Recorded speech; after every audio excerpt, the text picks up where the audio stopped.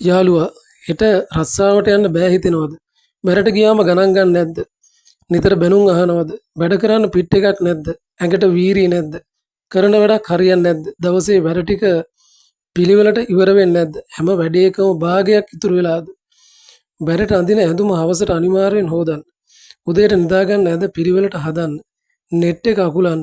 තේ එක බිව්ව කෝප්පය හොදලා තිබ්බ තැන තියන්න. කෑම කාපු පිඟාන හොදට හොදලා ඉඳුල් පිළිගඳ නැති වෙන්න තිබ්බ තැනින් තියන්න. ඉන්න තැන හොඳට පිරිසිදු තියලා වැඩට එන්න. ඒ දේවල් කරන්න ගෙදර කෙනෙක් හිටියත් එයා පසුතැවි මේ දේවල් කරනවා වෙන්න පුළුවන්.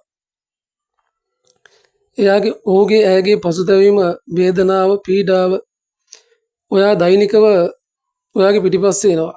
ඔයා දෛනිකව අපිලිවලට තිබ්බ වටපිටාව ඔයාව අපිලිවල කරනවා.